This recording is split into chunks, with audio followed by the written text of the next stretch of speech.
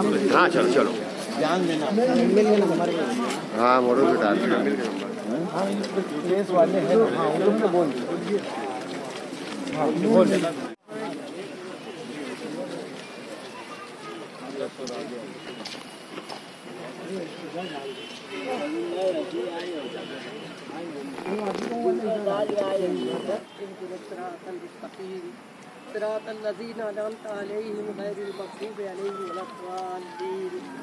या अल्लाह या रहीम या रहमान मालिक मौला करीमा बादशाह बेनियाज़ा अल्लाह तेरा फज़ल। फ़ौरन ये खबर लगी कि हमारे साबिक़ सदर एडवोकेट खलील अहमद अंसारी का इंतकाल हो गया, जो कि जनता दल पार्टी के लिए और मालेगांव शहर और ख़ास तौर से बुनकरों के लिए बड़े अफसोस का मुकाम है उनका इंतकाल हो जाना।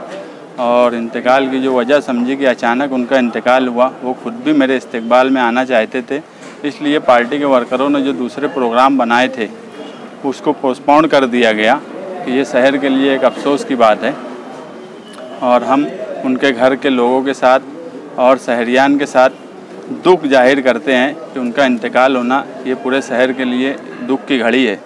इसलिए कोई जश्न या कोई भी तरह का शोरगुल ना किया जाए, यही हम लोगों ने आते हुए भी वर्करों से कहा। और हम यही चाहते हैं कि इस मामले को लेकर आज के दिन कोई भी शोर शराबा या फूल हार या इस तरह की कोई चीज़ ना हो, क्योंकि ये हमारी पार्टी के लिए भी बड़े अफसोस का मुकाम है। दूसरी बात कि 12 नवंबर का जो वाक़या हुआ, उस वक्त भी मैंने ये कहा था कि सरकार एजेंसीज़ का गलत इस्तेमाल कर रही है त्रिपुरा को लेकर।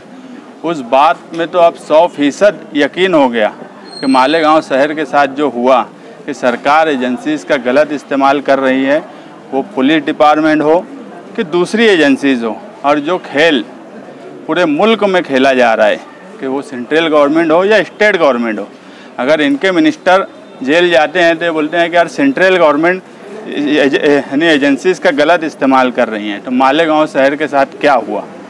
मालेगांव शहर के साथ भी नाइंसाफ़ी की गई। मैं जो है अभी 2 दिन, क्योंकि अभी भी 56 लोग जेल में बंद है और उनको रिहा कराना ये सबसे पहली मेरी जिम्मेदारी है, तो 2 दिन तक वकला से मशवरा करके उनके घरों पर मुलाकात करके उन लोगों से बातचीत करूँगा और किस तरह जल्द से जल्द और इंशाअल्लाह रमज़ान से पहले उनको रिहाई मिले, इसकी हमारी तरफ से, पार्टी की तरफ से पूरी ताकत से कोशिश की जाएंगी। जुल्म और नाइंसाफ़ी और भ्रष्टाचार के ख़िलाफ़ ये शहर कभी डरा नहीं और ना कभी डरेगा।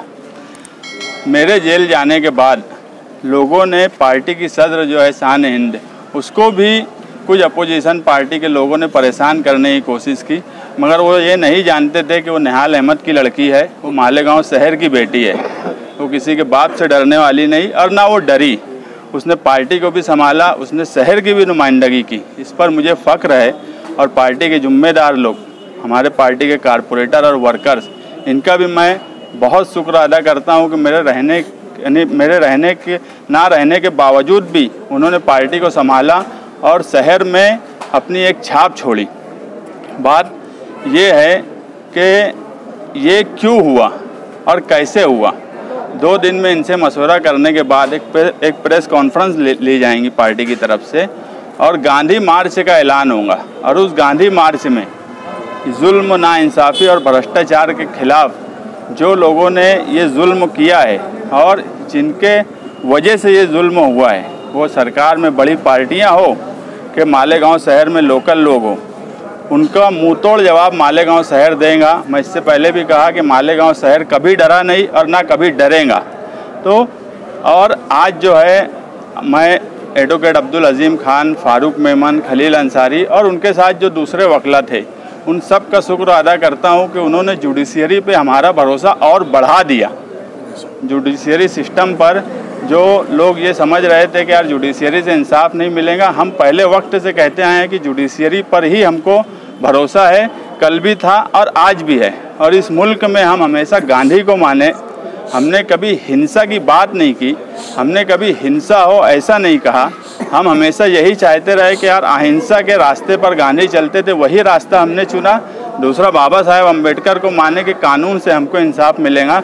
और अब ये लड़ाई 2 दिन के प्रेस कॉन्फ्रेंस के बाद जब ये लड़ाई शुरू होंगी तो आप यकीन मानो कि ये जो लोग इसमें शामिल हैं सबका पत्ता खुलेगा, भले धीरे धीरे खुले मगर वो पत्ता सबका खुलेगा। और ये शहर में 2 तरह की लड़ाई होंगी, एक कानून से इंसाफ हमें मिल रहा है और इंशाअल्लाह आगे भी मिलेगा और 56 लोग जल्द से जल्द रिहा होंगे।